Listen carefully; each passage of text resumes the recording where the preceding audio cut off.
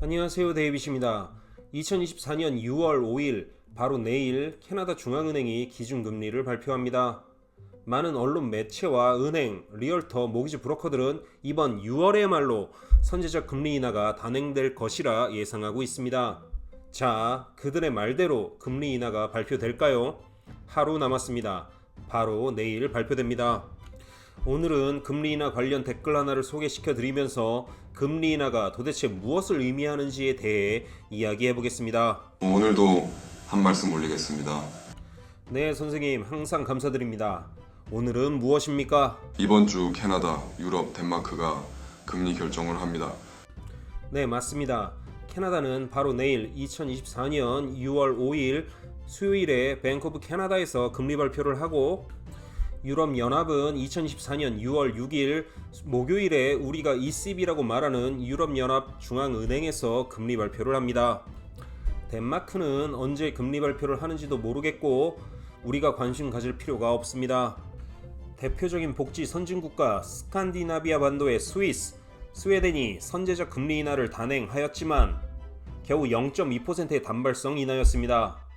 이 나라들은 대표적인 선진국이지만 지금 자국 경제 상황이 너무 안 좋아서 금리 인하를 단행하였고 기대했던 금리 인하의 효과가 전혀 나오지 않는 상황입니다. 또한 추가적인 금리 인하에 많은 전문가들이 의문을 제시하는 상황입니다. 경제 규모 및 시장 규모가 우리가 관심 있게 바라볼 정도는 아닙니다. 그래서 이번 덴마크의 금리 발표는 인하를 하던 말던 저는 크게 관심이 없습니다. 미국을 제외한 많은 나라들이 금리에 힘들어하고 금리 인하를 하려고 눈치를 보고 있습니다. 누군가 먼저 하고 아무런 이상이 없으면 따라서 하려고 기다리고 있죠. 캐나다도 마찬가지입니다. 맞습니다. 미국의 달러 패권 때문에 금리를 내리더라도 미국이 먼저 금리를 내려야 합니다. 기본적으로 미국보다 기준금리가 낮게 되면 그 나라의 환율은 박살날 수밖에 없습니다. 환율이 박살나면 그 나라 경제가 폭망할 수밖에 없습니다. 미국에서 금리 인상론이 거론되는 지금 미국보다 선제적으로 금리 인하를 단행한다면 시장에 매우 안 좋은 시그널을 줄 수 있습니다. 그 후폭풍은 우리가 상상할 수 없는 결과일 수도 있습니다. 선제적 금리 인하라는 말이 요즘 많이 나옵니다. 일단 선제적 금리 인하는 과거에는 없었습니다. 결과는 어떠한 이유가 있어서 금리는 인하하였죠. 맞습니다. 미국보다 먼저 선제적으로 금리 인하를 단행할 시 그 후폭풍을 감당할 나라는 없습니다. 이미 선제적 금리 인하를 단행한 스위스, 스웨덴 같은 나라는 자국의 경제 상황이 지금 말이 아닙니다. 그리고 이 나라들은 캐나다, 미국과 같은 경제권도 아닙니다. 그런데 캐나다는 바로 미국 위에 있는 미국 경제에 종속된 경제 시스템입니다. 캐나다에서 선제적으로 미국보다 먼저 금리 인하를 단행한 사례는 찾아보기 힘듭니다. 금리를 인하한다면 확실한 이유가 있어서 해왔습니다.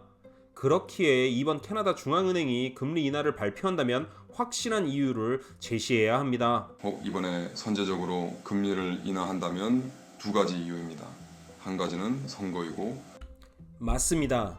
선거를 앞두고 정부는 정권 재집권을 위해 표가 필요합니다. 확실한 방법은 돈을 풀어 민심을 돈으로 사는 것입니다. 그래서 이번 2024년 11월 5일 미국 대선을 앞두고 미국이 금리 인하를 할 수밖에 없을 것이다 라는 예상입니다. 저 역시도 언제일지는 모르겠지만 2024년 11월 전에 미국이 금리 인하를 한 번 이상은 할 것으로 생각합니다. 그러나 캐나다 총선은 2025년 10월입니다. 아직도 1년 반이나 남았기 때문에 캐나다가 선거 때문에 선제적 금리 인하를 단행한다는 주장은 설득력이 없습니다. 다른 한 가지는 코로나로 얼마 전 벌써 돈을 많이 풀어 만약 위기가 온다면 더 이상 돈 풀 여유가 없어서입니다. 이건 정말 재앙이죠. 자, 이런 뉴스가 떴습니다. BC주, 자녀 있는 가정에 대규모 지원 예정. 원래 BC주에서는 18세 미만 자녀에 대한 보조금으로 화면에 나온 만큼 보조금을 지급했었는데 이번에 BC 주정부에서 이 보조금을 25%를 증액한다고 합니다. 이 때문에 총 2억 4,800만 달러가 소요될 것이라 합니다. 단순히 총 보조금 금액이 25%가 증가하는 걸 떠나서 이전에는 정부 지원을 못 받는 가정도 이제는 혜택을 받기 때문에 정부 예산과 지출이 크게 늘어날 예정입니다. 다른 주정부도 마찬가지입니다. 이미 캐나다에서 정부의 돈풀기는 시작되었습니다.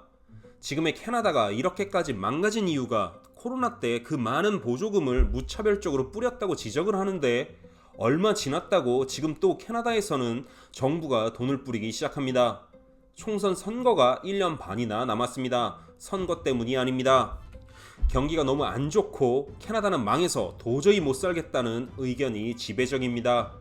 지금 또 이렇게 정부가 돈을 뿌리는 행위는 미래에 더 큰 재앙으로 우리에게 다가올 것을 뻔히 알면서도 어쩔 수가 없는 상황입니다. 그만큼 지금 캐나다의 실질 경제는 너무나도 안 좋습니다. 그렇기에 이번에 캐나다 중앙은행이 금리 인하를 발표한다면 캐나다 경제가 폭망했다는 것을 정부 차원에서 인정하는 것입니다. 과연 나라 경제가 폭망해서 금리 인하를 단행한다고 하면 과연 집값 상승은 있을 수 있겠습니까? 만약 선제적으로 금리를 인하한다면 지금의 물가를 용인하고 가는 것이라 중립금리가 올라가서 큰 폭의 인하는 없습니다. 소폭의 금리 인하만 가능하고 금리는 장기간 유지됩니다. 큰 폭의 금리 인하를 기다리시는 분들에게는 악재라고 할 수 있습니다. 금리와 물가는 반대 방향으로 움직입니다. 물가가 너무 높다면 중앙은행은 물가를 낮추기 위해 금리를 올려야 합니다. 물가가 너무 낮다면 중앙은행은 물가를 높이기 위해 금리를 낮춰야 합니다. 2024년 4월 캐나다 소비자 물가 지수는 2.7%입니다. 캐나다 중앙은행 목표치인 2%보다 아직 35% 이상 높습니다. 그렇다면 지금의 물가를 캐나다 중앙은행이 스스로 부정하고 물가가 더 높아져도 일단 급한 불만 끄자라는 말입니다. 이렇게 되면 많은 사람들이 원하는 단계적이고 지속적인 큰 폭의 금리 인하를 할 수가 없습니다. 금리 인하를 단행해봤자 0.25% 인하가 끝일 수밖에 없습니다. 결국 물가가 높아지면 중앙은행은 금리를 높일 수밖에 없기 때문입니다. 안정적인 물가를 유지하는 것, 이게 중앙은행의 숙명이고 중앙은행이 존재하는 첫 번째 이유입니다. 오늘 수요일 금리 결정도 중요하지만 중앙은행장의 앞으로의 발언도 매우 중요합니다. 캐나다에서는 바로 내일 2024년 6월 5일 수요일에 금리 결정을 합니다. 지금의 경제적인 상황에서는 캐나다가 금리 인하를 하기가 힘들고 할 수가 없습니다. 하지만 정치적인 이유라든지 정부의 예상보다 캐나다 경제가 너무 안 좋기 때문에, 아니면 코로나 같은 게 다시 한번 오기 때문에 금리 인하를 할 수도 있습니다.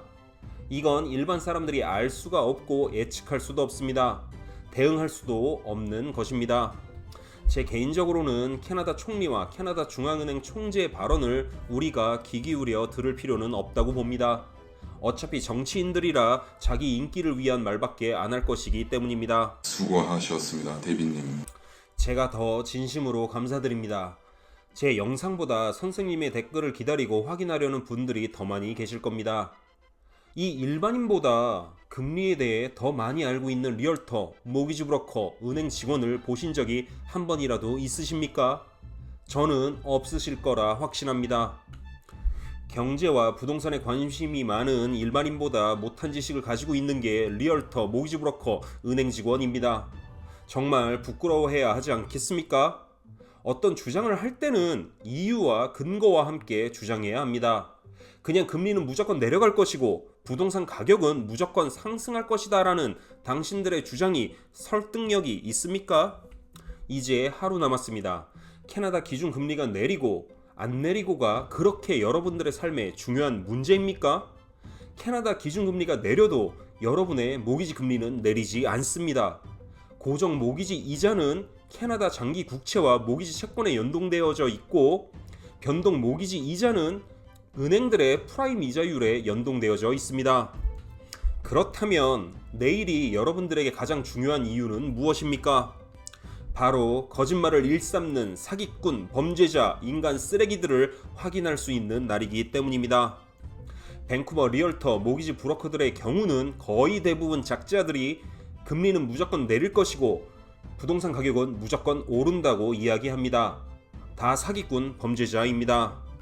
토론토의 경우 일부 양심 있는 리얼터, 모기지 브로커들이 현재 토론토 부동산 시장이 박살이 났고 금리의 향방도 알 수 없다고 이야기하고 있습니다. 그런데 이들의 유튜브를 2년에서 3년 길게 지켜보셨던 분들은 다 알고 있습니다.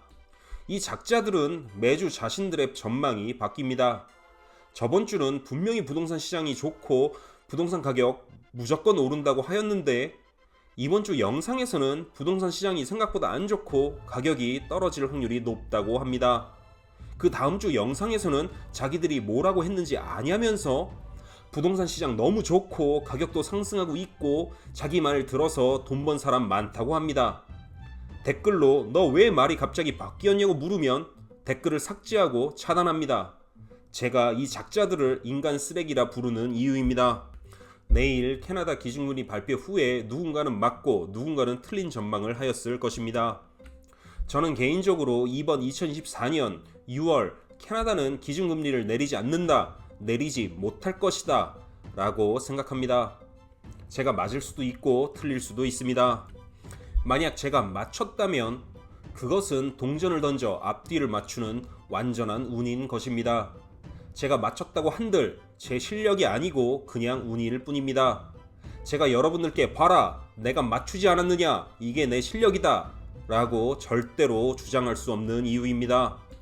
만약 제가 틀렸다면 제가 여러분들께 사과해야 합니다. 아무리 운의 영역이라 할지라도 제 영상을 시청해주신 분들은 제 말을 듣고 고민하고 생각하셨을 것입니다.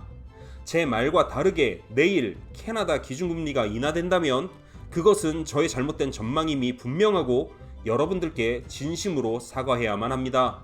그리고 그렇게 할 것입니다. 과연 캐나다 리얼터, 모기지 브로커들은 내일 캐나다 중앙은행 기준금리 발표 후에 만약 자신들의 전망이 틀렸다면 사과 영상을 올릴 마음이 있습니까? 제가 살면서 이런 사과 영상 올리는 리얼터, 모기지 브로커들을 단 한 명도 본 적이 없습니다. 그들은 내일 만약 기준금리가 동결되더라도 봐라, 내가 섣불리 판단하지 말라고 하지 않았느냐, 금리가 이렇게 쉽게 내려가지 않는다. 그래도 이번 중앙은행 총장의 발언에서 앞으로 금리를 인하할 것이라는 큰 희망을 모았다, 요딴 식의 발언을 할 것이라 믿어 의심치 않습니다. 저는 제 개인적으로 내일 캐나다 중앙은행이 기준금리를 인하하였으면 좋겠습니다. 중앙은행이 금리 인하를 선제적으로 단행하고 제 예상이 틀리기를 바랍니다. 그래야 제가 제 잘못된 제 예상에 대한 사과 영상을 찍어 올릴 수 있습니다. 바로 내일입니다. 이번에야말로 금리 인하가 된다는 리얼터, 모기지 브로커, 은행들의 이름을 기억해 주시기 바랍니다. 오늘은 여기까지 하겠습니다. 끝입니다.